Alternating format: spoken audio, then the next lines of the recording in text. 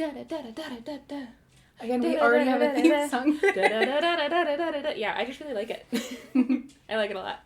Hi, welcome to Sort of the Story. I'm Max. I'm Janey. That's not true. I realize that's probably very confusing to people who don't know. That's our a little voices. Thanksgiving prank. Yeah. It's Thanksgiving now. It won't be anymore by the time this comes out. So that's just a prank for us. This one's coming out. And you're also here.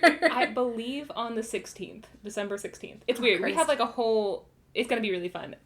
Yeah. Yeah. So we're about to tell each other some stories that we heard this week, we learned this week, and you are also here. You're also here. Welcome. Welcome. Okay. Well. Yeah. Is there anything? I went first last week. And I'm going first this week. Yes. Really quick, when you're hearing this, we just released it publicly, and so we've had some really fun reviews come in, and people have been really excited. And it's making us excited. Yes. We have an Instagram now. You can follow us on Instagram at Sort of the Story, all one word, no periods, no underscores or anything. And we've been posting clips from the episodes, but also, more importantly, pictures of the books and the pages and the chapters and the resources if you would like to look at some of these really amazing books. Yeah. So that's going to be where we do a lot of our, social media stuff for now. We'll see if we branch out other places, but we're really excited. You can also see a picture of us if you want. Oh, and we're so cute. God, we're adorable. There's a puppy Hi. in the picture also. His name's Summer. Yeah. He's really cute. And he's dressed as an astronaut. He's dressed like a rocket ship, which is oh my God. important. He's not even an astronaut. He's the ship. Yeah, Janey was like an alien. Yes. And she made Summer be the spaceship, which reminds me of that. It always reminds me of that picture of the woman who's like dressed in like designer clothes, and then she has her daughter who's like 4, who's dressed as like a designer handbag. And someone just captioned it. They're like, "Mommy, I want to be a princess. You're gonna be my bag, and you're gonna be happy about it." Amazing. Cool. Yeah. Well, with that, check us out, and I'm gonna go ahead and get started. Are Cool. you ready? Yeah. Woo! All right, Max. So I will be telling you today a story from a book that I got online. It's called An Illustrated Treasury of Swedish Folk and Fairy Tales, and it's illustrated by John Bauer, who, if you are looking at the cover right now, which Max is, you will recognize this iconic illustration style. This could just be my opinion. I don't think it is. John Bauer basically is the one who spearheaded and completely dominated the golden age of illustration. All of his illustrations were like just the height of that era, and it's still to this day one of the most iconic illustration styles ever made. I prefer Eric Carle, but that's just me. No, okay, well, I prefer John Bauer. We're about to have a fight. So, the story I will be telling you today is by Helena Nyblom. She's a Swedish-Danish children's book author. She was born in 1843 and died in 1926, so we're right there in the middle of that golden age of illustration. And her story is called The Changelings. Hell yeah. I know. Hell yeah. Yeah. So, once upon a time, there was a king and a queen, and they had a baby girl, and she was the most beautiful baby anybody had ever seen. Like, just right off the bat, she was a perfect Swedish baby. I thought you were going to say chef. She was a Swedish chef. She was a perfect Swedish chef. She was a beautiful Swedish fish. Alright, now we've said all the things that Swedish can be. She was a Swedish chair. What? I don't know, I'm thinking of IKEA. She was an IKEA, but like a cute one. Mm-hmm. So, they ended up naming her Bianca Maria, and she was the light of their lives. Now, Bianca Maria had a governess. They chose the most distinguished, noble lady in the land. Her name was Countess Esmeralda. But Countess Esmeralda was chosen, A, she was very noble, but B, she was super old, and they were like, you need a job. So, like, already off the bat. Capitalism, guys. You know what? Like, she doesn't need a job. Just let her be old. She shouldn't have to have a job. Nope. Let Countess Esmeralda raise her peacocks. Can she please live? Well, here's the thing. She was so old that she was unfit to care for others and herself. So it was a poor choice anyway. Even besides, like, the, morality of it all. Yeah.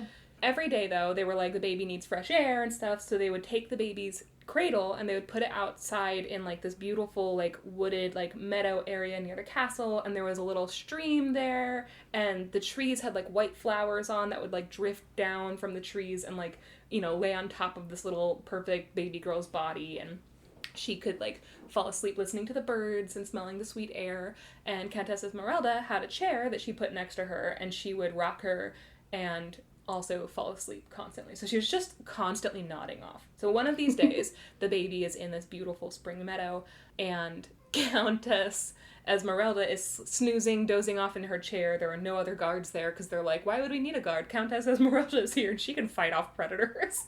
She's got this. She's got this. We trust she her. She is as old as time and she will never die. And she knows karate, which is fun. So we've got this old lady who knows kung fu, but she's asleep in her chair. And that day, a troll is walking through. He's actually come to this stream because this is where he gets his water. And he really quietly, like, tiptoes up to this cradle because he's like, what's in here? And he sees the most beautiful baby he's ever seen. And he's like, oh, I love this baby. And so he immediately runs back home, right, to where his troll wife is. And they had just had a baby born on the exact same day as Bianca Maria, right? And he was like, troll wife, I found the most beautiful baby. And guess what? I think we should steal the royal baby. I think we should go ahead and take that one. And the troll wife is like, no, I already have a daughter and I like her. Also, she's a troll, so, like, she'll fit in with us. So no thank you. And he, like, nags her. Like, he just follows her around like, please, please, please, please, please, I hate our baby, it's so ugly, but this new baby is so pretty, please, I want this baby. And, like, the troll wife is like, this is a terrible plan. Oh, before she gets into his nagging, though, she says, because I wrote down a couple quotes because I think the story is written so beautifully, but when she's like, you can't have this baby, it's not your baby. And she says, a big troll makes a little troll and must be satisfied with that. And he's not satisfied and he continues to nag her. Ain't that just the way? I know. And so she finally hands her the baby and she says, fine, but you better do it right and you better not come back empty-handed because I want a baby in this house to replace this baby that you're taking, the perfectly good troll baby. So he runs and he switches them out. Nobody's looking. Countess Esmeralda is still sleeping. So they all wake up and the queen has been walking through. She's like, I'm gonna go see my baby. And she walks in to the little forest, she peers into the cradle, and she gives a blood-curdling scream. Everybody comes running, and she's like, somebody took my baby. This isn't my baby. And everyone can see this is clearly a different baby. This baby has really small black eyes and really dark hair. The other baby was blonde. And she was like, this isn't the same kid. And Countess Esmeralda is like, hey, I was here the whole time, and I was awake. Nobody came. This is your baby. I'm sorry. Now, Countess Esmeralda, it is noted, doesn't mean to lie. It's just that she can't remember nodding off because somebody needs to check her. She's clearly going senile. Like, she doesn't know when she's awake or when she's sleeping, and they're still like, you're gonna take care of this kid for the rest of your life. Yeah.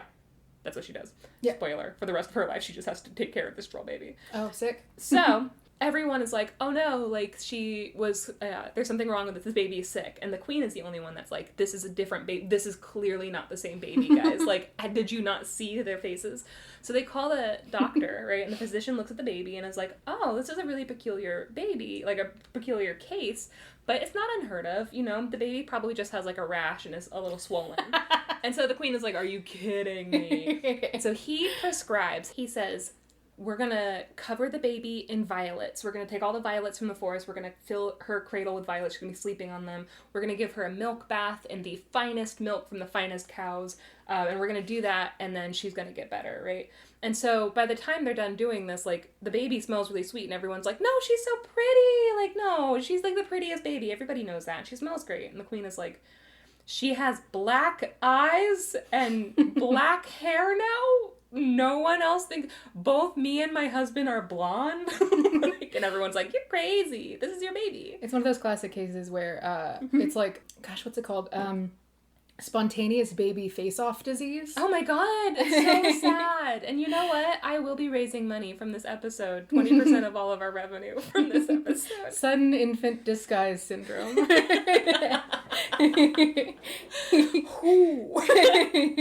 So, she's forced to keep this baby that she knows is not hers, right? Like, nobody will believe her, and after a while, she just has to, like, shut up about it. But she will not call this baby Bianca Maria, because she's like, this isn't Bianca. Sorry, it's not her.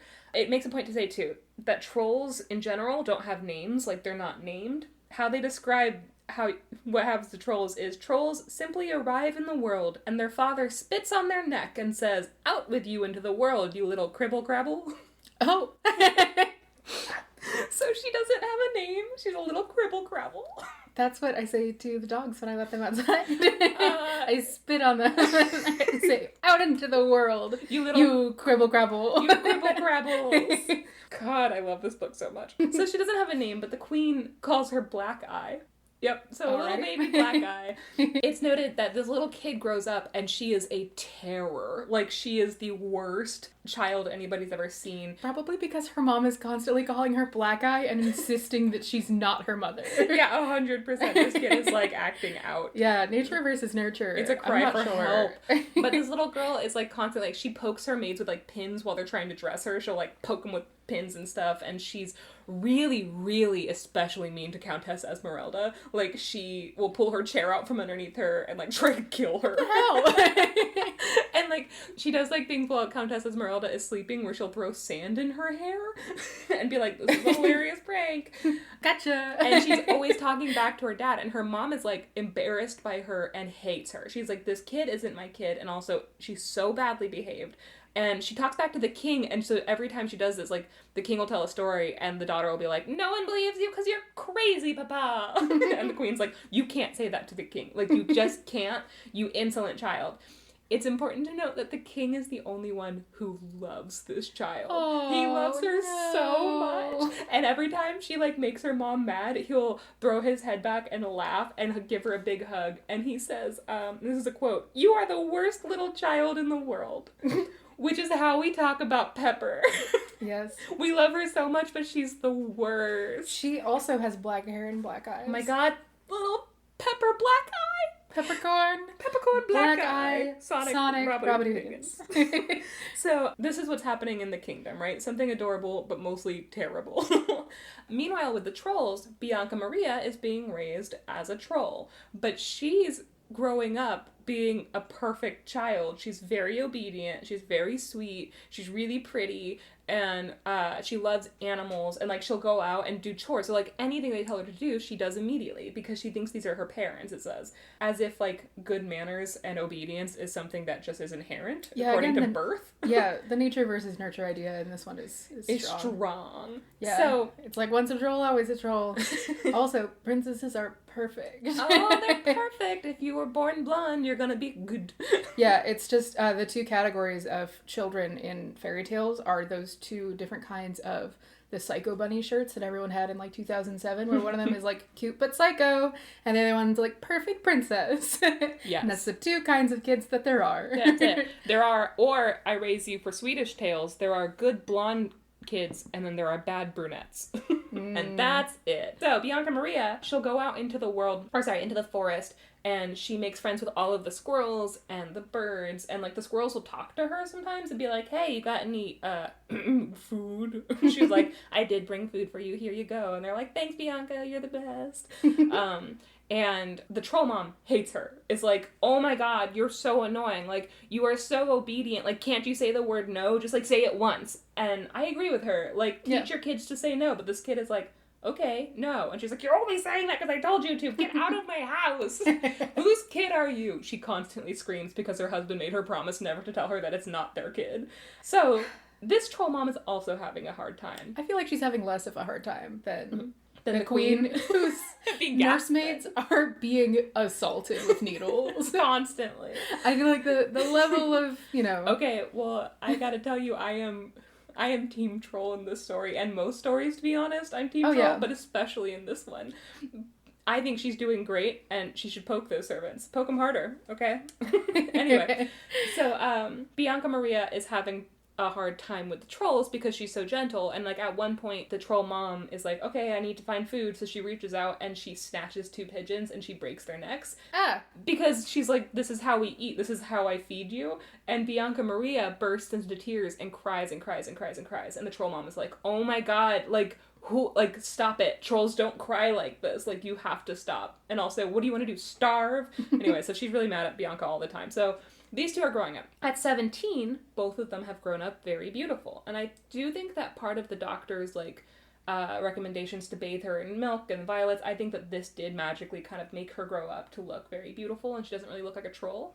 She has dark hair and, like, really dark eyes and stuff like that, but, like, she's An asshole. And she's an asshole.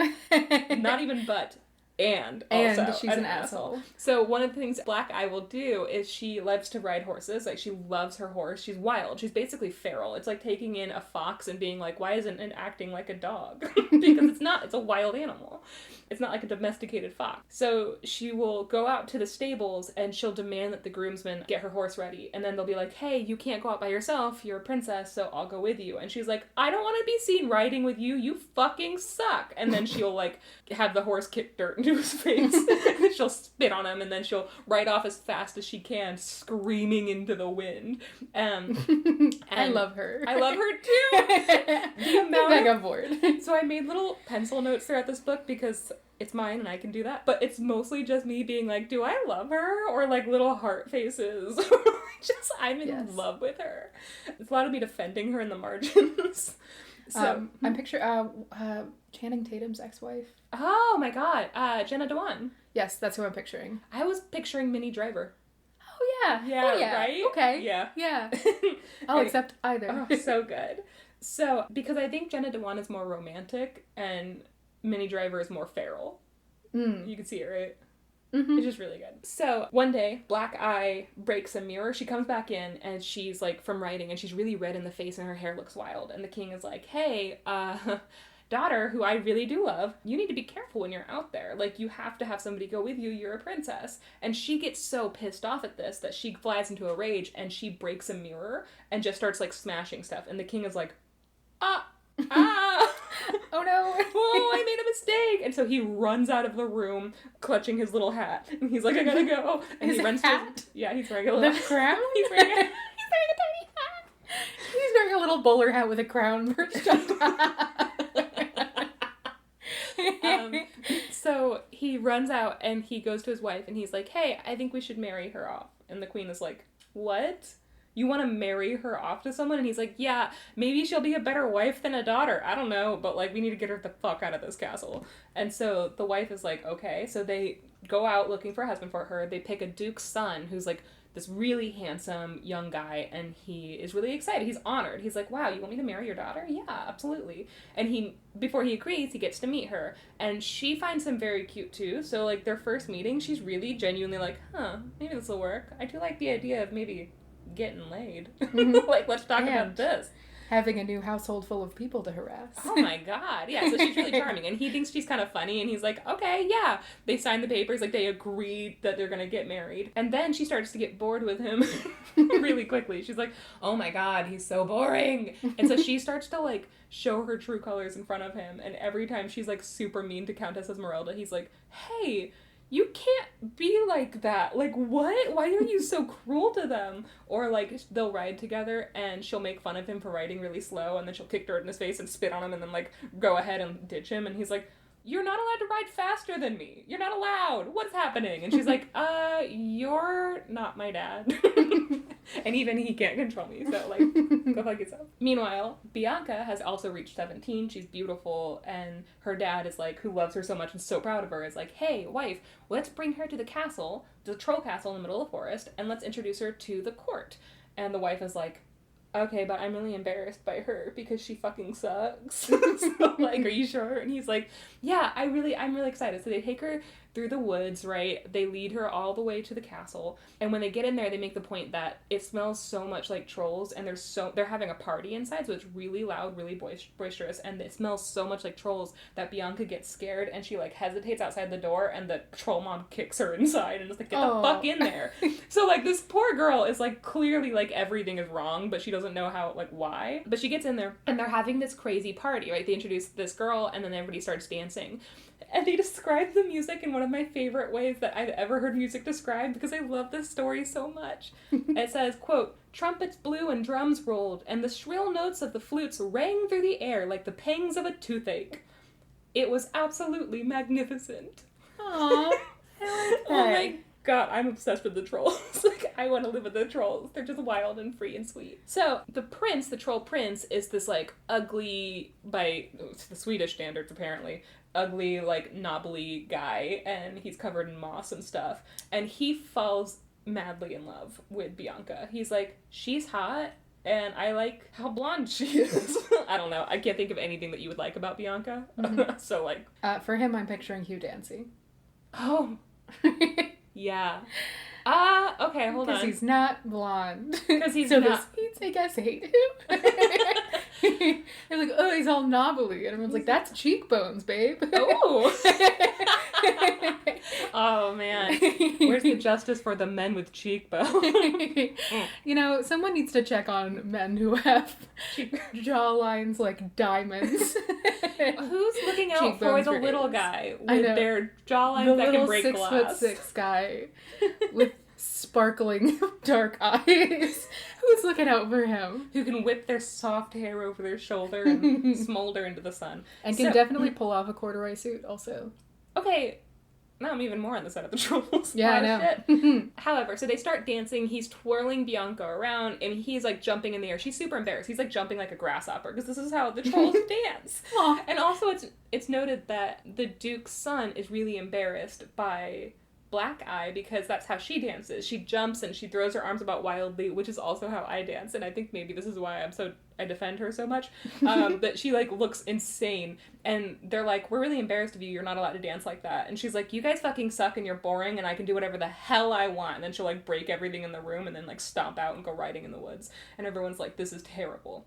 So both of these girls are extremely unhappy. Neither of them wants to marry who they've been set up to marry with. Neither of them likes where they're at. So they decide on the eve of their weddings, which is the exact same day planned for, right? Their lives have been like on track so far. They both decide to run away. So Bianca Maria starts to walk through the woods. She like runs through the forest and she's just going as far away from her house as possible. Black Eye gets on her horse and she starts riding through the forest, and they are on either side of a bush and they hear a rustling in the bush, like both of them, and they both stop, look at the bush and think, and then they keep walking. Oh, every time. They pass each other and do not acknowledge each other because they both think it's an animal.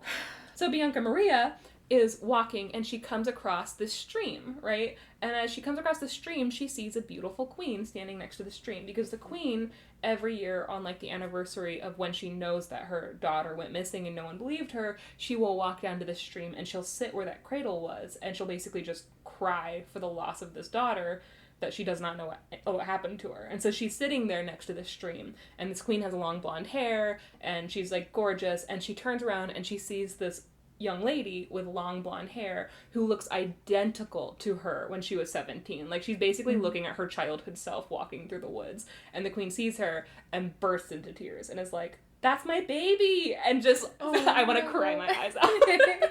So she starts like bawling. Bianca Maria at first is like, whoa, what is this? But then realizes as she's staring at her mom, like, this lady looks just like me. And she feels such a connection to her that, like, she starts crying. And so then basically it's like an automatic recognition between the two of them. So the queen's like, I'm taking you back. Everyone can know. And, like, everybody who sees her is like, holy shit, this looks like the queen. Like, there is no question this is Bianca Maria. And the queen's like, I fucking told you guys. Like, what the hell? And everybody's overjoyed. Meanwhile, Black Eye is walking through the forest and she hears somebody chopping wood. So she walks through, like, she's leading her horse, and she sees this old troll woman who's chopping hard green wood. And every time she chops it, she starts fucking cursing. She's like, God damn it! And she's just... And Bianca Maria starts to laugh her head off. And she says, that's right, when you don't like something, just say so. And the troll woman looks at her, she looks at the troll woman, and the troll lady says, looks at her and smiles and goes, that's my baby. Oh, and then she runs up and she grabs her and they start to cry and hug, and the troll woman starts to like tousle her hair, and she starts to laugh because she's like, look at this hair. She's like, how could they think you were a human? Not a single human could ever tame this hair. And Black Eye is like, I know. And she starts laughing because she's like, absolutely right. Everything's falling into place. I know where I belong. So, yeah, I'm just weeping over here. So sweet. So, both of the girls don't have to get married to their perspectives anymore. They meet the other one. Both of them fall in love with the other one. Like, they're meant to be with these two men. It's just they were switched. Mm-hmm. And so they both get married, and Black Eye soon becomes queen of the trolls, and Bianca Maria one day becomes queen of her realm. And they live happily ever after. What I would like to know is, what about the dads who loved these What girls? about the dads? Neither of the dads are first of ever all, mentioned again. absolute, like, the consequences for Troll Dad, who was like, I hate my baby. Yeah, can we... I like this baby. We should definitely... He should have a stern talking to. He should lose custody of any babies. Yeah, he should never be able to have any kind of baby in his possession again, because... Yeah. But also, he loved King Dad. Bianca. I feel like the troll family and the human family have to move into a castle together. No, So they that hate each other. No, they love each other. What about King Dad? So I've definitely told you this before, but this idea of babies swapped at birth is very prominent in an episode of the show Dinosaurs. You know, with the baby dinosaur that says, that again with the "Not dinosaurs." the baby." I will never stop talking about dinosaurs because they are important to my childhood. To be clear, not dinosaurs as a concept, but the show Dinosaurs. Dinosaurs in general. No, so if you are very young and you don't remember the show, or if you're my age and you don't remember this show. I'm 27 and I don't remember this show. I honestly think that show wouldn't have been around for you either, though. Like, that's what I'm saying, is you don't have to be very young to not remember dinosaurs. There are lots of reasons for you to not remember dinosaurs. I guess that's true. Yeah, there's a lot of reasons to not know what the show Dinosaurs. But there was a baby, there's like all like these grotesque puppets, and kind of in the style of like the Honeymooners. But there was a baby who was pink, and he was really unruly, and he would like throw shit at his parents and be like, "Not the baby!" And he'd be like, "I'm the baby!" And they were like, "I know!" And his parents were really polite, and they were big and green. And it was a really polite family that was just trying to live their life, but this baby dinosaur was ruining their lives because he was terrible. And one day, in one episode, and I remember this so clearly, they take him to get his like well dinosaur baby checkup. And they're sitting in, like, the waiting room, and they see a family of big pink dinosaurs, and they're all unruly, and they're, like, burping, and they're laughing, and they're throwing stuff around. And in the midst of them, there is a little green dinosaur who is, like, really well-behaved and is, like, watching them all. And the parents look at the other babies, and they're like, huh. And there's, like, it's basically implying that their eggs were switched. And they're raising the wrong child. And then they... just don't switch. They're like, yeah, they don't switch back because that's weird. their baby. Good to know. They love their baby. This also happens to, I think, Big Bird.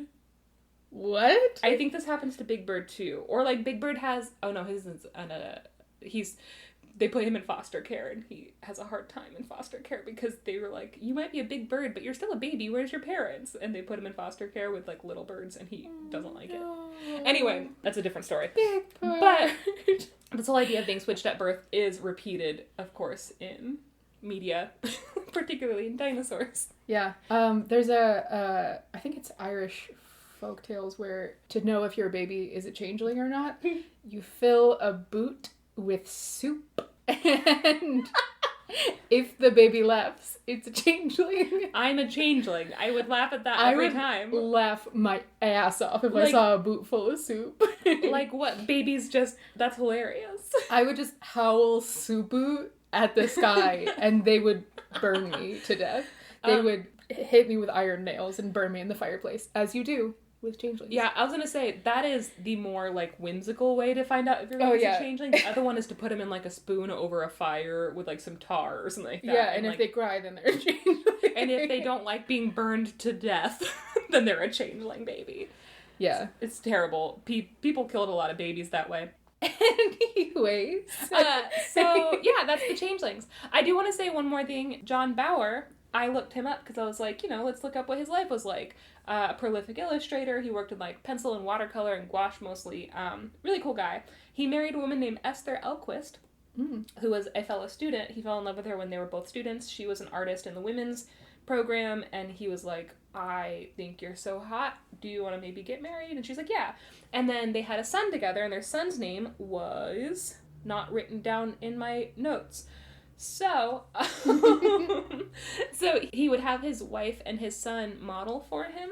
And so throughout the book, I'm showing Max this, and I'll post pictures up on our Instagram. They're like big old trolls with giant noses and like long gray hair, and then kind of like molehill shaped. They're very cute. Yeah, and then the wife and son would model as the little people. So, his son's name is Bernt. They also called him Pute. Bengt or Puta. Oh, I thought that nope, said... not Puta. Might be Puta. I thought it said Bert. It's not. It's B-E-N-G-T. I saw B-E-R-G-T. But you can see he used his baby son to model for him sleeping in the woods. No. Or his wife was the fairy... I like those wolves. Yeah, guys, this book is again? beautiful. Yeah. But his wife was, like, the fairy queen. I believe that's her as well. Like, anytime you see, like, a beautiful woman with long blonde hair, that was his wife. Because he thought she was so pretty, and she was his number one model. So... I'm sorry, Janey just has a note. In the section where the doctor is diagnosing the baby with normal syndrome, she just has the whole paragraph underlined and an arrow to it that says, "Fire this doctor."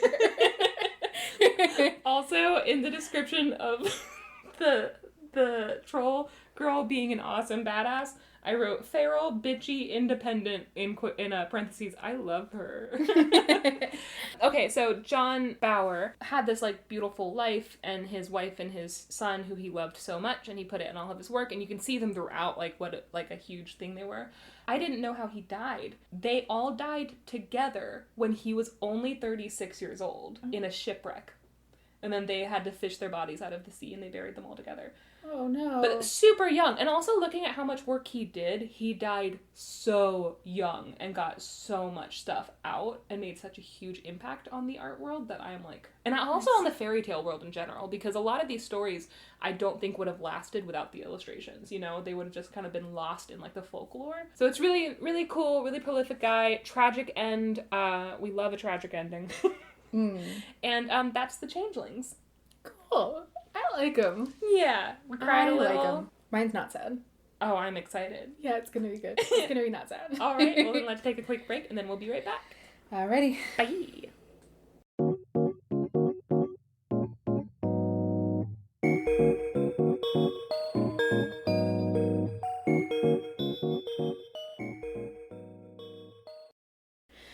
All right, Max made cookies, and we are ready to hear a story.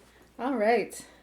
So if you hear crunching noises, that's Janey enjoying my very flat cookies. No, please. Mm-hmm. It's a ASMR. It's delicious. Okay, go ahead. All right, so that's my story from before. Here's my story for this week. Please retell the basil pot. What a romp. Okay, so this week's story is called The Princess and the Ghouls. Yes! Tell me a story about ghouls! Yeah, baby! I'm ready for wait, hold on. Ghouls! Yeah, hell yeah, ghouls. I like that my reaction to changelings is the same as your reaction to ghouls. We chose stories that are for each other today. Yeah, Janey's going home for like 4 days, and I'm gonna miss her. So this is my gift to you. Thank you so much. Tell me about some ghouls! Alright, so this is from a book that I own called Monstrous Tales, Stories of Strange Creatures and Fearsome Beasts from Around the World. This is a collection of stories from around the world, similar to the one that I talked about in the first episode. This one, it's illustrated all by the same illustrator. Their name is Sijia Hong. Also, just absolutely gorgeous illustrations. Full color illustrations throughout, I believe. Yes.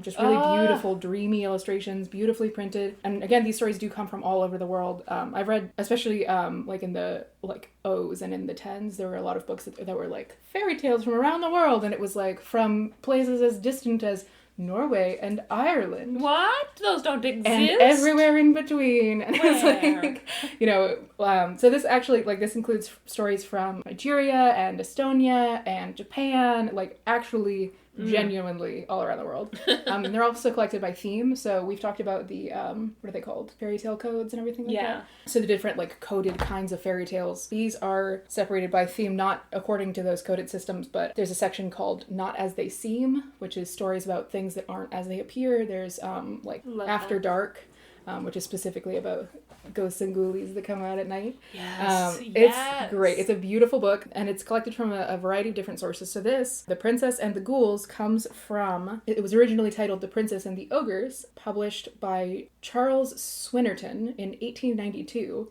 in a collection called Indian Nights Entertainment or Folktales from the Upper Indus. So this is directly copied from that and illustrated again by Sija Hong. The story comes from India. So we actually recorded this episode last week, and the audio file was corrupted somehow, so we lost this story. So we are re-recording it a week later, which means unfortunately Janey has already heard this story. And I loved it. I don't remember a lot of the details, so I am excited. Yes. But just in the spirit of honesty, we are we're doing a retelling. And now we're gonna see how it evolves, and you guys won't know the difference. Anyway, you're welcome, America. Get ready to have your fucking minds blown. Just really, really setting me up for disappointment. You are going to be so blown away by this that your nose is gonna explode blood, and you're gonna die. Get ready. So there once was a king, and the king was out on a hunting trip, and his horse ran into this open meadow, and he was going very quickly. So he sort of just trees flashing by and everything. And as he rode into the meadow, he barely registered that there was an old woman sitting in the middle of the meadow. But before he had even acknowledged it, she jumped up from where she was sitting and she grabbed the reins of his horse and brought it to a dead stop. This is the scariest image of the whole... Like, this is... It's terrifying. This is a fast, strong old woman is terrifying. Just sitting in the middle of the woods and, here's a horse coming and then just grabs. No. You're not missing anything. This is the beginning of the story. This is the first thing that happens. The first thing that happens is the scariest image any horror movie could do. Yeah, you're just riding your horse on your hunting trip and then an old lady jumps out of nowhere and stops your galloping horse mid-stride. No. So, this woman stops him and he is taken aback, obviously, as anyone would be. Yeah. And he says, "Who are you, a woman or a demon?" Fair question. And this woman, she's very, very old. Her hair is wild and gray, and she has dark, flashing eyes. And she says, "My name is what will be, and one day I shall make you feel my power." And the king is like, "What the fuck does that mean?" Yeah, what kind of threat is this? Hey, Sarah, bitch. And then she pulls out a Glock. No. So he's like, "What does that mean? That one day I'll feel your power?" And she's like, "Well, here's the thing. You can feel my power now or later." And he was like, okay, so something's gonna happen. It can be like now or it can be later, but if it's now, then I'm gonna get it over with, but then if it's later, then I don't know, because, but then I You'll be living with, fear of the unknown, for sure. So he's thinking about it, and he's like, "Do you mind if I actually go home and ask my wife real quick for help with this quandary?" And she's like, yeah, totally. Go ahead. Just, whenever you're ready, come back, I'll be here. He's like, cool. So he rides his horse back to the city, back to the palace. He goes to the queen, his wife, and he says, "I met this woman. Her name is what will be. She grabbed my horse and said something really threatening." Anyways, she said that something is going to happen to us, and I don't know what, but she said it could happen now or it can happen later. And the queen thinks about it, and she's like, okay, well, if it happens now, we're young, we're a king and a queen, we have wealth, our kingdom is doing well, we can probably handle anything that she throws at us.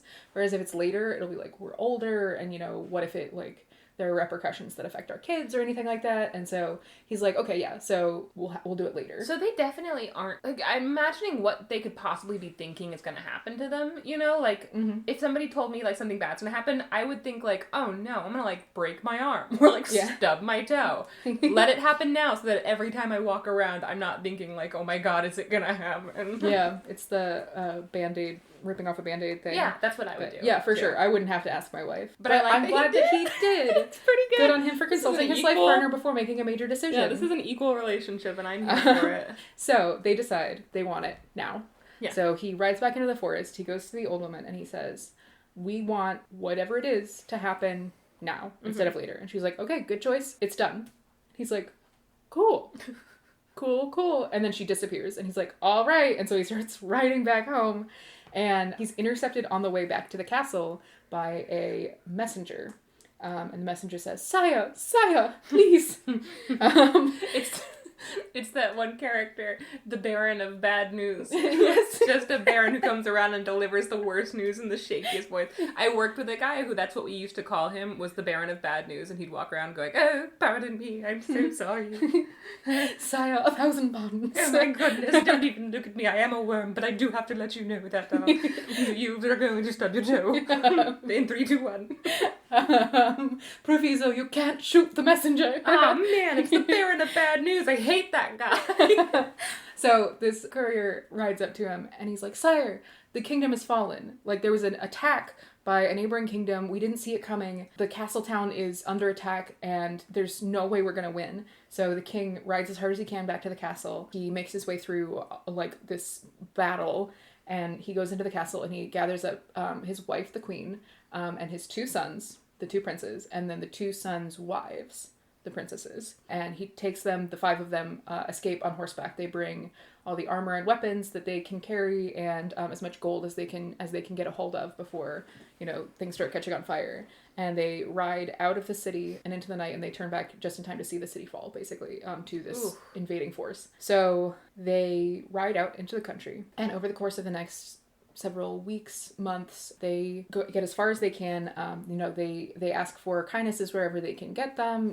Many people will let them stay in their homes for a night or something like that, but they do have to spend some money to keep getting around. And so eventually the gold that they had with them begins to run out, and so they are having to eat more and more sparingly, and they are having to stay outside more often, until it gets to the point where they are fully impoverished. They have nothing left except for their armor and their weapons, which they want to keep in case this neighboring kingdom comes and finds them, and then that's it. And then the 5 of them. So at a certain point, the king is thinking, and he's like, "All right, we've got 6. I've been saying 5 this whole time. There's 6 of them." It's the king and the queen, okay, the 2 sons, the 2 their 2 sons princesses. though might as well just be one useless son. Yeah, spoilers. We hate them. They are not characters. They're not characters. So the 6 of them, he's like, 6 mouths is a lot of mouths to feed, you know? And he's like, the princesses aren't my daughters, they're just my son's wives. And so they're not really involved in this, and I just feel like they might be better off without us, and we would have more food to go around if there were only 4 of us versus 6. So he's thinking about this, and he goes to his wife and he's like, "I think that we should ditch the princesses." And she's like, "Yeah, I was thinking that too. It's we're not going to be able to make it much further if we have all 6 of us and we're trying to feed all of us and trying to, So they make the decision that in the morning, they will leave before the sun comes up. The king, the queen, and the 2 princes will leave and leave the princesses where they are. So these 2 princes suck. They don't even object to this. It's like, "All right then, okay, all right, I'll find a new wife." Yeah, that's fine. I hated my wife anyway. Oh God, I'll kill him. Yeah. So morning comes, and the 2 princesses wake up, and everyone is gone. Their 2 horses are tied up outside. They're in a little abandoned shack out in the country.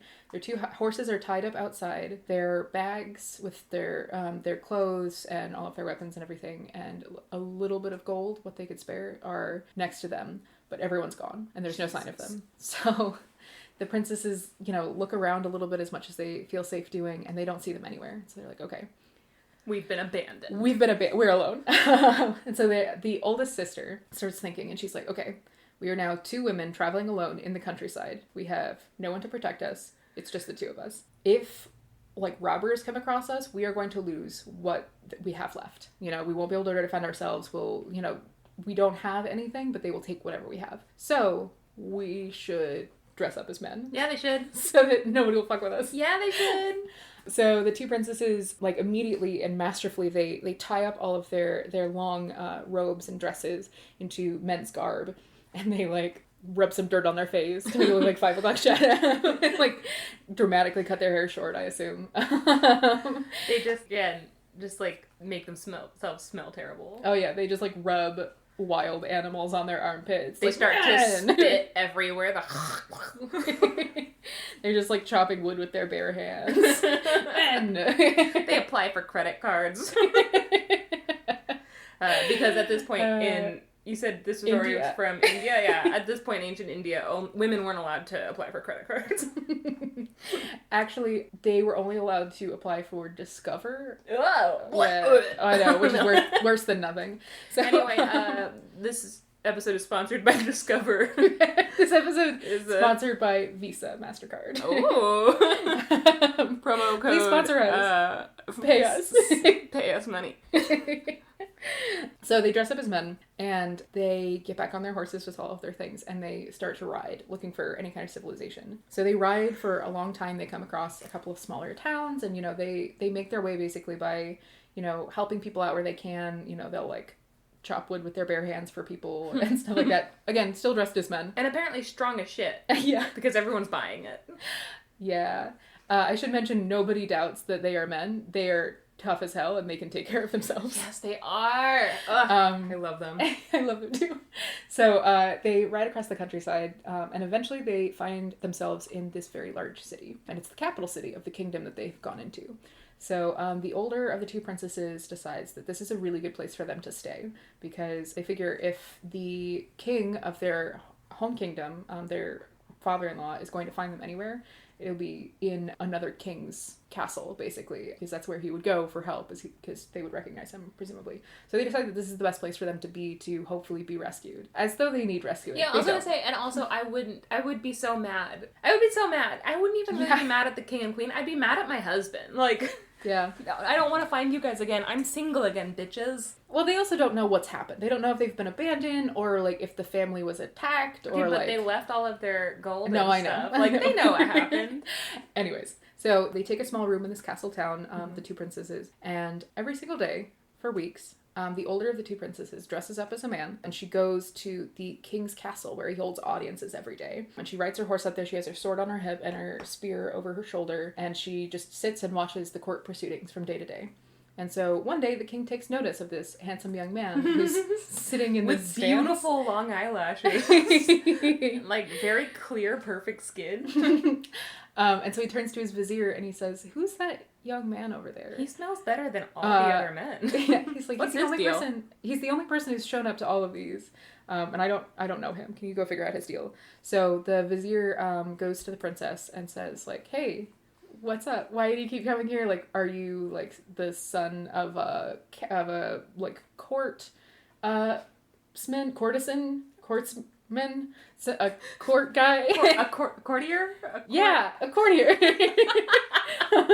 I feel like I just watched you have a I mini spun out. seizure. Like, full grin, eyes like going in different directions as you just like vibrated. Yeah, my brain just hydroplaned. Love it. So the princess, the vizier goes to the princess and is like, "Are you looking for something from the king? Like, why are you here?" And the princess says, "I'm not looking for anything or anyone. I am in need of nothing. I am merely looking for a lost brother." And so the vizier goes to the king and tells him. The king comes over to talk to the princess, and he says, "Young man, you seem like a very healthy young man. You've clearly already got a sword and a spear and a horse, and you're very punctual. You show up at my house every day to just hang out. And I like you.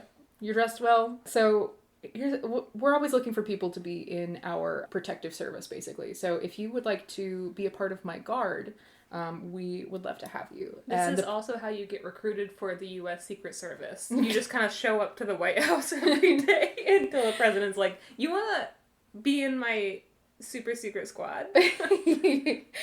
So he's basically like, "Do you want to be a part of my like royal guard?" And the princess says, "I would absolutely love to do that, but only if I'm in your personal guard." And the king is like, "Yeah, doesn't seem suspicious to me at all." Yes, that's normal. So the princess goes to work for the king, basically just protective duty, making sure that he stays safe because, he's fine. But the queen worries, so he has this protective detail on him at all times. The princess's job is super easy, and it pays super well.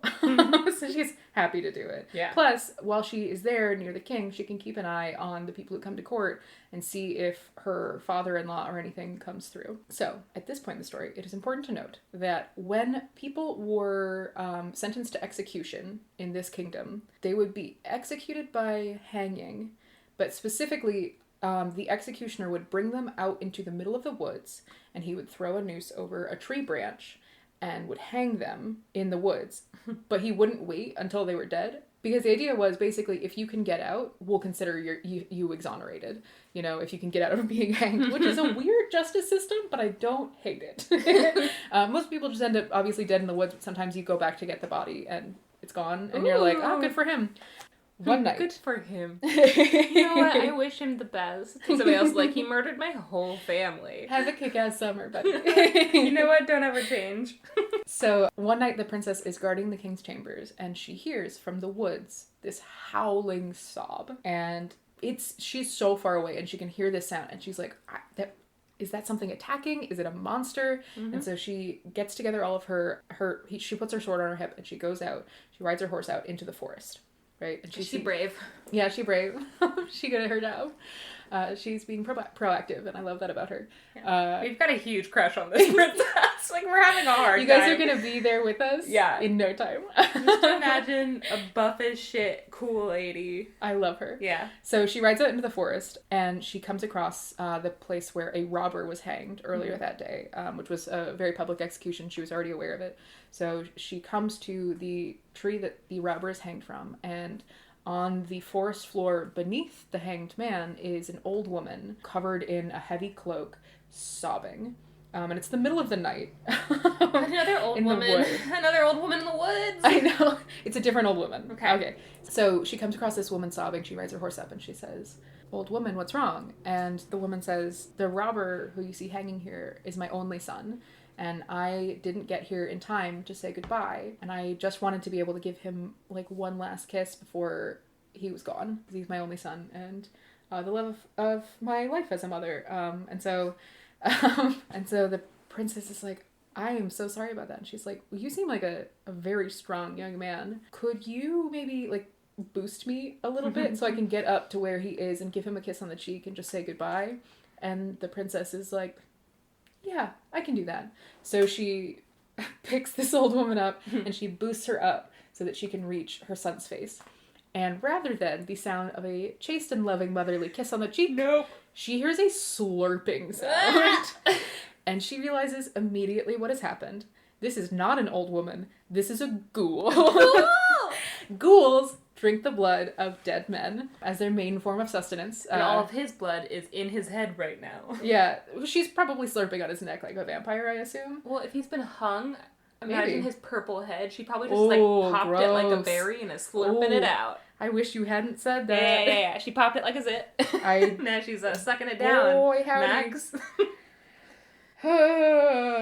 Give me a second. Max. So immediately the princess realized what's going on. She's like, "This isn't an old lady. This is a ghoul." Yeah. And so she drops her. And then she, in one smooth movement, pulls out her sword, swings it in an arc towards the old woman. But ghouls are fast. Yeah. And so this old woman reacts very quickly, and she begins to run away. Sorry. Super fast. What will be had to have been a ghoul then? No. Because she was also super fast. There are lots of super fast old ladies in the woods. Name Haven't one. you been in the woods? Name one other super fast old lady. Don't say Usain Bolt in a wig. Yes, different old ladies. Okay. There's All no right. evidence that what will be is a ghoul. She's just like a weird godlike figure that lives in the woods. All right.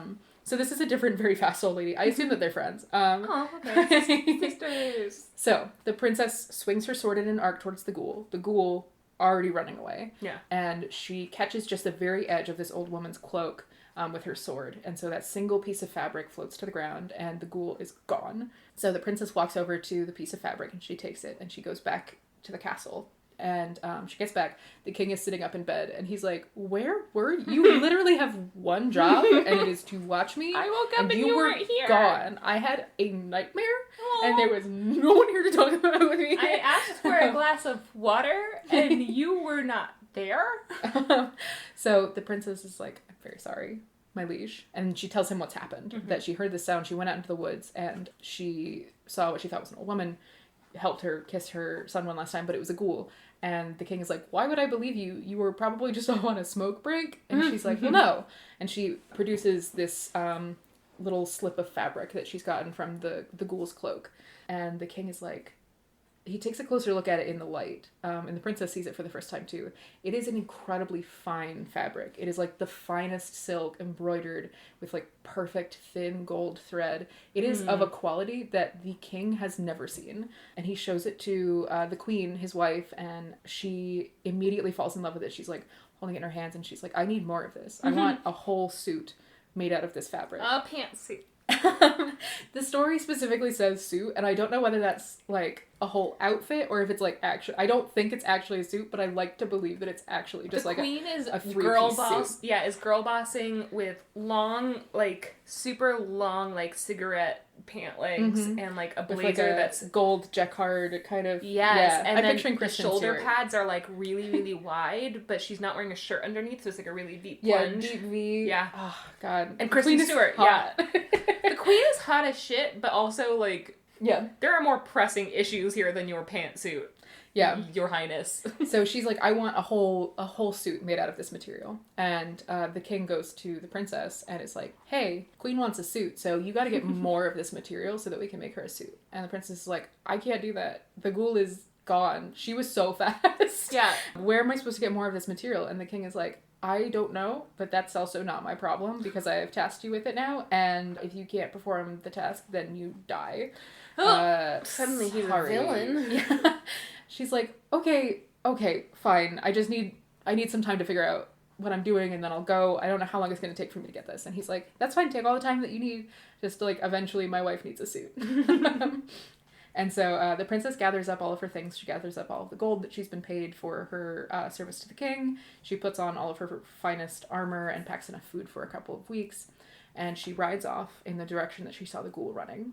So she rides for a very, very long time. And she comes to a kingdom that is mostly abandoned. She sees all of these houses in the city that are, mostly empty. Nobody's walking on the streets. And those that are sort of like darting back and forth in the shadows, like they don't want to be seen. And as she approaches the center of the city, she hears a woman crying. So she comes to the center of this city. Suspicious. She sees a woman in the city square making an unbelievable amount of bread and sobbing. It's very relatable. And the quote from the book is, "Oh mother, you are both baking bread and crying. What is the matter?" Hey, what's up? You sad? You feeling binky because you're sad? Yeah. Look, I made 150 cookies shortly after the filming of this episode originally, so and then I get it. sobbed later. So basically she says, what's wrong? And this woman tells her that on every 8th day, the king has ordered that in order to appease a ghoul that was terrorizing the kingdom, this city has to give up one of its sons. They take this man out as an offering to the ghoul. They put it in a specific place. And they also have to bring the ghoul a live goat and 200 pounds of bread. I guess to sop up all of the... I mean, yeah, like, you gotta have a carb with your protein. There you go. There's a lot of protein. That's a lot. Far. That's a whole guy. The whole guy! So every 8th day, they have to leave this offering at the outskirts of the city for this ghoul to come and get. And the woman who's baking the bread says, this week our sacrifice is to be my firstborn son. And so the princess is like, why has anyone tried to like kill this ghoul? And she's like, lots of people have tried. The king has put out a bounty. He says that anyone who kills the ghoul can marry his daughter, the princess. So this is our third kingdom. I realize that it's confusing when I'm talking about all of the kings. Yeah. This is a third kingdom with a third set of princesses, just for clarification. Also, a king who's really bad at his job. Yeah, he basically decided rather than having the ghoul, like, terrorize everyone, he was like, well, just make a deal with this ghoul. So the princess thinks about it, and she says, you know what? I'm gonna go. I'm gonna help your son. Oh. I'm gonna save him. You know what? I'm gonna go. I'm gonna get out of here. here. No, she's like, I'm gonna go in your son's place. And the woman is like, why would you do that for a stranger? And she's like, well, nobody deserves to be eaten by a ghoul. I want that on a shirt. No one deserves to be eaten by a ghoul. And then, like, the back of it's just like, human rights. So someone from the town takes her out to the place that they always leave the offering for this ghoul. And it's like a little shack. And he says that the ghoul comes every night to accept the offering, and he doesn't want anyone to be around when it happens. So she takes a wagon with the 200 pounds of bread and the goat, and she goes out to this little hut, and she ties the goat up, and she arranges all of the bread and everything like that. And then she digs one hole in the center of the hut. And next to that hole, she goes and she finds a log, and she dresses it up in men's clothing. There's a lot of dressing up as things that you're not. Yeah, there's a lot of things being mistaken for men. Yeah, and now we have a log. So she dresses up this log in men's clothing, and she sets the goat and the bread on one side of the hole, and then the man log on the other side of the hole. And then she waits until night falls. So night falls, this ghoul shows up, right? And it's a different ghoul than the one that she saw in the forest. This one's a man. So the ghoul comes in darkness. She hears him come in. He eats the goat, unfortunately. Oh my god! He eats the goat, and then he eats all the bread. And then... Can you imagine hearing somebody eat a goat alive? Really gross. Gross. And then imagine hearing somebody eat 200 pounds of bread. I've heard that sound many times. I eat a lot of bread. Yeah. So he eats the goat, he eats the bread, and then he turns across the hut to where he sees a very handsome human man made of human meat. That is definitely not a log. Wait, human meat. The princess, meanwhile, is inside of the hole, and it's dark, and she's waiting inside of the hole with her sword. And so as the ghoul passes over her to get to this delicious log man, she swings her sword upwards and she cuts off the ghoul's leg. And the ghoul sort of obviously realizes that his leg is missing, and he turns around. He doesn't see anyone there, and so he bolts. He runs away. He hops. Yeah, he hops. Usain Bolts. Usain bolts away. Yeah, on one leg. Now that log man's life has been spared, he became who we all know and love now as Woody Harrelson, the famed actor and son of possible hitman, other Harrelson. I don't know his name. Yes. Also, classic, very well-known acoustic guitarist, Kenny Loggins. Anyways, so this ghoul runs away on one leg, and the princess comes out of the hole. And she picks up this disembodied ghoul leg, and she walks back to the town just as the sun starts to come up. And they're like, "Oh my god, we didn't think we would see you again." And so she shows them the leg, and she tells them that she wasn't able to kill the ghoul, but she got its leg. And they're all like, "That's so much more than anyone has done." And they all like throw a big party to celebrate that hopefully the ghoul won't come back. Yeah. Or if it does, it's going to be less fast. Yeah, it's going to be a lot slower and a lot sillier. Yeah. So news reaches the king that someone has chopped off the ghoul's leg, which again is better than anyone has done so far. And so he comes to this town and he is like, "Ah, handsome young man, a hero. You may have my daughter as your bounty." Wife bounty. And the princess is like, "Oh, thank you so much. I'm actually in the middle of something though, so I'm gonna go do what I was gonna do, and then I'll come back and marry your daughter for sure." And the king's like, "Yeah, that's fair. We get it. Multiple stops on your trip, you know. You got a laundry list of things to do."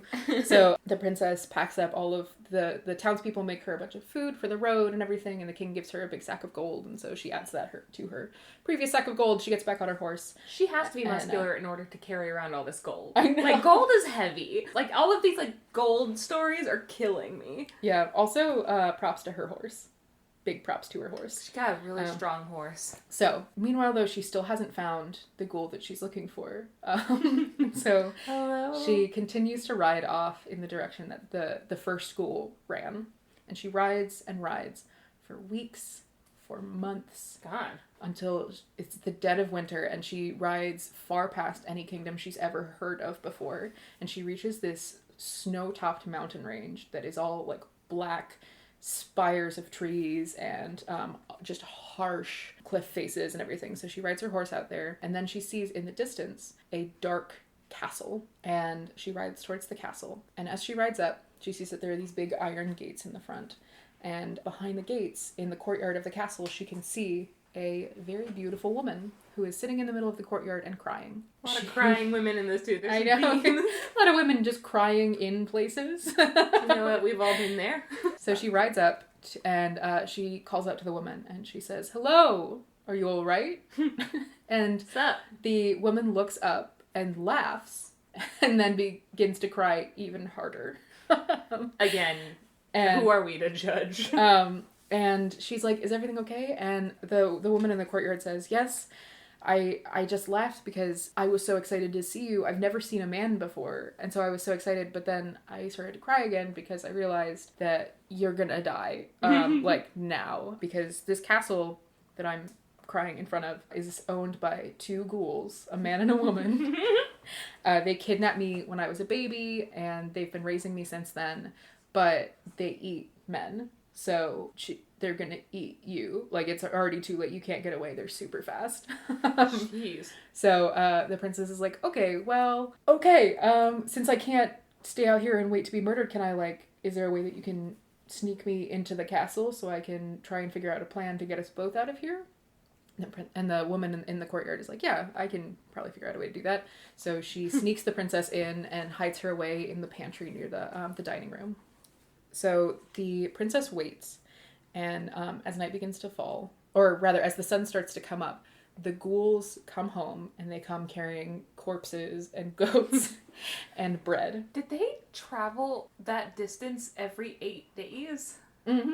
They're so fast. Yeah, they're so fast. Ghouls are really fast. Jeez. So she's hiding in the pantry, and she hears two ghouls come in with this massive feast, and they lay it out on the table, and the woman from the courtyard comes down, and they, like, give her some bread, and she's like, thanks mom, thanks dad. That's probably what all the bread was for. They don't know what humans eat. They were like, what about, like, 200 pounds of bread? She only ate a half a loaf. We brought 200 pounds of bread. What are we gonna do with all this bread? Jeez. So the princess hides in the pantry, and she hears the ghouls start talking over dinner, right? And Mrs. Ghoul is like, you know, I've been thinking, and our daughter, the woman from the courtyard, our daughter is, you know, I feel like she's getting really lonely, and she's of an age, you know, we should be starting to think about, like, finding her someone to marry. And Mr. Ghoul is, like, chewing on a guy's leg, and he's like, this guy was, like, really brave, but, like, not that brave. Like, I did still get him. Mm-hmm. So, like, we would want to find someone for our daughter who's, like, really, really brave. So, you know, because she needs to be with someone great. Mm-hmm. So the next time we find a really brave guy, we should bring him back here for her to marry so that she's not lonely. And Mrs. Ghoul is like, you know, I met a really brave man, like, a couple months ago. I was slurping on a hanged man, and this man came riding up, and I bolted, but he was so fast that he cut off a piece of my cloak. You know, he was so fast and smart that he actually got me. And that's never happened before. And the guy's like, that's crazy. You're so fast. And she's like, yeah, I'm so fast. And then Mr. Ghoul is like, you know, there was a guy a little while ago in that town that I get our groceries from. I was, like, in the hut where, like, they leave the offerings, and somehow someone snuck up on me and cut off my leg, and that's why I have no leg now. And she's like, yeah, you've told me this story so many times since that happened. He's like, that guy is super smart. I don't know how he snuck up on me, and he's super strong. He lopped off my leg in a single swing. Like, that guy is good enough to marry our daughter. And Mrs. Ghoul is like, well, I just feel like my guy is a little bit better. And so then they start to, like, argue about which of these two guys is good enough for their daughter.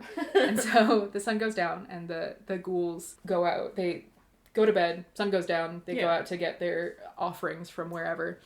And the princess sneaks out of the pantry, and she goes to the daughter, and she's like, hey, here's a crazy question. I have a plan. Do you think this would work? And then they conspire together. So the next morning when the ghouls come home, the daughter goes to them and says, Mom, Dad, Mommy, Daddy, I'm lonely. They love her so much. Like, she's ungrateful. Yeah. They're good parents. They're really good parents. They're really sweet. She's like, Mom, Dad, I'm really lonely. I was wondering if maybe you could not murder someone and then I could hang out with them. Like, I don't know, maybe like a husband or something. And Mr. and Mrs. Ghoul are like, oh my god, we were literally talking about this last night. But here's the thing. You're perfect. You're amazing. We love you so much. You're a perfect little girl. We don't want anyone who isn't, like, the best. Worthy. Right? And so and then the mom's like, and I met the best guy. He chopped off part of my cloak. And the father's like, this guy again with the cloak and the chopping. It's like, come on, like it's not like a cloak or a leg, like a cloak. And Mrs. School is like, oh come on, you're always bringing up the guy with the leg. And the daughter's like, well, okay, what if that wasn't two guys, but was in fact one guy? And they're like, we love you because of your hypotheticals. And they're like, oh my god, like if those two guys were like mushed into one guy, that guy would be perfect. Like we would absolutely let you marry that guy. But obviously that can't be the same guy, because how could he be in how could it possibly be that guy? And the daughter's like, okay, promise you won't be mad. And they're like, okay, we promise. Because we love you and we're good parents. Brings the princess out in her men's garb, and she says, this is the man who cut off part of your cloak, and the same man that cut off your leg. And Mr. and Mrs. Gould are like, oh my god. And Mrs. Gould is like, oh my god, it's you again. It's so good to see you. And Mr. Gould is like, oh my god, I saw that sword. That's the sword. That's your sword. Oh my god, I'm a huge fan. You did a great job chopping off my leg. Where did you put that leg, by the way? You don't still happen to have it, do you? And he's like, no, I threw it away. Okay. Sorry. And so they're like, oh my god, like, if you like this guy, like, you can absolutely marry this guy. We are so impressed by him. He can take care of you. He's super smart, super hot. Love the dirt that's rubbed all over his face. He's so dirty. And so the princess gets the Ghouls' blessing to marry their daughter. And they party for a couple of days. They just hang out with the Ghouls, and the Ghouls, like, make them all this fancy human food and everything. That's food for humans, not food made of humans. Sure. And just shower them both with all these gifts. And they're like, we're so happy for you, our only daughter. You're gonna do amazing. They love her. They, like, the princess and her bride-to-be pack up all of their things. And the princess is like, there's actually one, if I could ask, there's, like, one thing that I would really like to have, if you guys don't mind. And they're like, anything. Like, we are so happy for you guys. She's like, Mrs. Ghoul, could I have the rest of your cloak? And Mrs. Ghoul is like, oh, this old thing, you like this? Oh my okay, gosh, yeah, absolutely. Not even my best one. And so she takes off the very fine cloth cloak and immediately gives it to the princess and is like, you guys call if you need anything, okay? We're so happy for you. And so the princess and her bride-to-be ride back, and it takes them again a little while to get back to the second kingdom. But on the way they stop at the third kingdom, where the princess has been promised a princess bride. And they pick up her princess bride. Now she got two wives. And so then all three of them just collecting those bitches to the second kingdom. And the princess brings the cloak to the king and is like, I got this cloak. And the king is like, oh my god, we thought you died. It's been 2 years.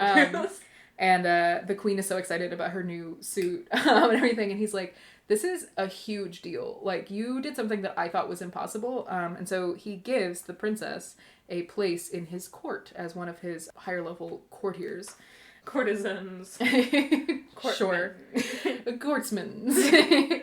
And gives her a position in the court. And and he's like, also anything you want. Forever, basically. Like, I can never like, you did so much stuff. Also, she saved the other kingdom, right? Like, the Ghouls aren't going to go back there. No. Also, maybe they can't make it back there because he doesn't have a leg? I don't know. Yeah. Mm-hmm. But everyone's fine. Yeah. The princess saved the day for everyone. So the princess is like, there is one more thing that I would really like to do. And the king is like, yeah, absolutely. And so she asks the king for a grand conservatory. So he puts aside a massive tract of land for her to build a garden in, basically. And the idea is, when people come to meet the king, they will bring plants from their home kingdoms as a gift. And so they have this massive and beautiful conservatory that the princess and her two big old botanical gardens take care of. And the princess's sister also, who has been, I guess, running her own hustle back in the second kingdom. The four of them just take care of all these plants. And so this guarantees that anytime anyone comes for an audience with the king, the princess will know about it because they are supposed to bring him a present. Mm-hmm. All of these beautiful plants come in and everything, and it becomes something that people from kingdoms all around come to see. It's a huge tourist attraction, and as we know, tourism money is a huge deal to a kingdom, so the king is super excited about this. So people from kingdoms all around come to see this garden, but none of them are the princess's father-in-law. For a very long time, she sees courtesans come and go, and she sees neither hide nor hair of her she's still terrible, looking for conniving her father-in-law. her in-laws. But finally, After a very long time of just tending this garden, a man in haggard robes and a woman in a tattered dress and their 2 sons come to have an audience with the king. And they bring a very small little plant with them as a gift. And when they go to the garden to bring it to the gardener / princess / hero of the kingdom, she recognizes them immediately. Yeah. It's her father-in-law and her mother-in-law and her brother-in-law and her husband. God, her terrible husband. The whole gang from Kingdom 1. The whole gang's here. And so she recognizes them immediately, and she tells her guards to go and take them to a house, basically, and, like, watch them and make sure that they don't go away, because she wants to talk to them. So the guards, like, grab them, take them to this house, and they're like, we brought a present. Like, everyone else is getting rewards, but we're getting kidnapped. I thought the bad stuff was over. And so the princess goes to this house, and she puts her ear to the door, and she listens as the king and queen talk about what's going on. And they're like, this just doesn't seem fair. Like, we brought a present, and, you know, I just feel like we deserve some good luck. And the queen is like, I mean, we haven't had any good luck in the past few years. Ever since we left the princesses behind, we have had no luck whatsoever, so maybe this is just karma, you know, that we could continue to suffer. Yeah. And so the princess comes in, she knocks on the door in her men's garb, and she comes in and she's like, what's your story? And the king and the queen are like, we used to be a king and a queen of this kingdom. Our kingdom was sacked, and we ran away. We've been, like, living basically in poverty on the kindness of the people who'll take us in, but we are destitute. And so we went to the king of your country for help. And the princess is like, hang on just 1 second. And she runs into the other room. And for the first time in years, she puts on her princessly dress and robes and, like, fixes her hair real quick and, like, washes her face of all the dirt and everything. Oh, the dirt that she always has. Yeah. And she comes back out and she's like, behold! And they're like, oh my god, our daughter-in-law? They're like, you're beautiful. They don't recognize her. And the king and the queen immediately burst into tears. They're like, we're so sorry. Yeah. And the princess is like, why did you leave us? And they were like, we couldn't take care of you. We couldn't take care of ourselves. It seemed like the right thing to do, but we've regretted it ever since. And the princess thinks for a second, and she's like, you know what? You've suffered enough, clearly. Yeah. So she goes and she, like, gets her sister, and the king and the queen get their sons, the terrible husbands, who are not a part of this story. Yeah. And the princess takes them all up to the castle to speak to her king, and she says to the king, these are the king and queen from my former kingdom. I'm also a woman. This whole time, I'm really sorry. I didn't mean to lie to you, but it was, like, a part of this whole plan that I had. I'm a woman. And the king is like, sick. That makes everything that you've done even more impressive. Because you were doing it in disguise, and I'm super excited about that. Love and she's this. like, really glad that you're handling this so well. So here's the thing. This king and the queen and these 2 shitsack sons are my family-in-law, and they have had a really rough go of it. So I was wondering if you could give them a position in your court, and just take care of them, make sure that they're taken care of. And the king is like, yeah, absolutely. I could do that. Or if you wanted to, I could give you a massive, super powerful army so that you guys could go and take your kingdom back. Yeah. And they're all like, yeah, the second one, actually. That That's one. way Actually, better. we want the army. So the king gives them a massive army, and the king-in-law heads the army, and they take back their kingdom, and they all live happily ever after. Here's the thing. Yep. Fuck those husbands. Okay, so... Also, wife commune. Just Yes. a botanical garden full of wives. I love it. I want her to be married to those wives. Like, she deserves pretty wives, and those wives are, like, they got a cool wife. Like, just wives. Also, the problem with this story is that it's in ancient times, and the power structure of marriages, like, those fucking useless fucking princes are going to expect to be, like, given any modicum of respect. No. And they don't deserve even a single crumb. Wife fought her way across the continent. Like, her parents are ghouls. She should be able to her real parents-in-law are Mr. and Mrs. Ghoul, who are incredibly sweet and love her so much. She also has a higher position as, like, the prime she was minister or whatever that she has fine. there than she does being the princess of a, like, the wife of a prince, you know? Like... Yeah, this whole story would be made 1,000 times better by just taking away the frame story of the king and the husbands and everything. If it was just, like, a hot princess in drag, Yes. just, like, like saving an entire series of kingdoms. It could just be her and her sister are abandoned by their parents, like a Hansel and Gretel situation, and then they get super jacked, and then they just like fucking rule the kingdom at the end. Like, that's what it should have been. The fact that the princes are in there fills me with a rage that I can't express how upset I am every single time that we read this. Every time that we read this, which at least for the second time. I've read it 4 times now, and every single time I'm like, come on, man. Why are they here if they're not characters? Oh, they suck so bad. Also, the sister, I would like to know more about what she's doing, because it seems like she's kind of just hanging out, and like, good for her, but like, why is she there? Did they take care of her? Well, like, for like the year that the other princess was gone, like, was she seems to be taking care of herself. I want to know what kind of cool, badass business she was running. Like, she comes back and she's just like running her own brothel. It's like a haven for sex workers. She's like, what? No, I don't want to go back. I've got my own thing going on here. Honestly, I was really hoping that the story would end with her being like, my former father and mother-in-law.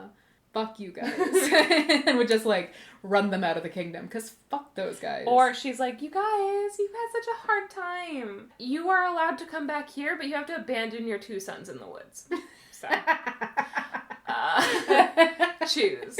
It would have made more sense if they had abandoned the young... Okay, and I'm not saying there's a hierarchy. I'm just saying, fairy tale wise, if they had abandoned the younger son and his wife together, and then they kept going with the older son and his wife, or like, vice versa, but like, they abandoned one of the couples, Yeah, or if they had abandoned their sons and their wives. Yeah, and then the king and queen went off. But like, they were like, no, there's a clear...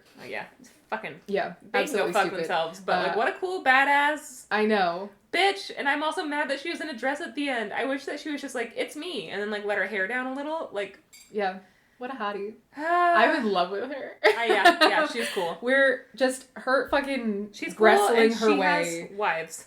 just wrecking monsters and also marrying we wives. talked about this in the first recording, but I'm going to fill you in now. I asked how she was getting away with it when she had wives. She was married for what seems like a very long time. And you would assume that they had wedding nights and it was a whole thing. So either she had to tell the wives, hey, we're not having sex. No reason. I think it's gross. Ew, icky. Or she would sneak somebody in, which is a very sinister thing, but she would sneak in a male soldier in the dark and be like, that was me the whole time. Didn't you like my penis? Or her wives were like, sick. Yeah. We're into this. We'll keep you a secret. And then they all had hot sex together all the time. Yeah. That's what I want. Oh, God. I just want a monarchy of lesbian warrior women who kick ass and take names and love ghouls. They love ghouls. Okay, also pro-ghoul. Pro-ghoul. Absolutely. The story makes it out as though, like, the title is The Princess and the Ghouls, and you're like, oh, she's gonna fight those ghouls. And she does, but in the end, they are her parents-in-law. Yeah, but in the end, she's like adopted into their families. Also, I want to know their reactions when they find out that their daughter was married off to a cool princess. They're delighted. They're like, cool, a princess cut They're off like, my we're leg? even more impressed. Again. Wow. You did great, princess. Also, we were like, really like sad because we were like, he is a young man and that's what we eat. Ugh, we're gonna have to eat him one day, aren't we? And now we know that he's like a cool lady. We don't eat ladies. Sick. Ew, gross. Only dudes. No. And goats and bread. I hear ladies attract bears. Anyway. Okay. Well, you know what? Fucking fantastic. Mm-hmm. Even better the second time. I want a movie. I want that movie so bad. I've already cast it in my head. We replace the 2 princes. Yeah. They're out. They're done. I don't want them there. Anyway. Leave them on the cutting room floor. Yeah. Let the ghouls eat them. Yeah. Oh, the wedding present. This is for you, Mom and Dad. We got you some ugly, stupid princes. We hate them. Okay. Anyways, well, that was sort of the story. Thanks for listening, guys. This is a long one. Hope you enjoyed it. Bye. Bye. Like, my knees were like up. And I was like hunched in because I was way too big for it. Just always too big for chairs. Too big for like chairs. A troll. There were all these like normal sized people sitting in the chairs looking normal sized, and then I was just there looking like a giant in a teeny tiny armchair, just like, hello, I would here like for it. my teeth. I would like it if your dentist was also really teeny tiny and he came up and had to stand on his tiptoes to, like, examine you. I would have liked that. Mm-hmm. That would be good. In fact, let's just say that. Let's just say that happened. Yeah. He's teeny tiny. He's the size of a tooth.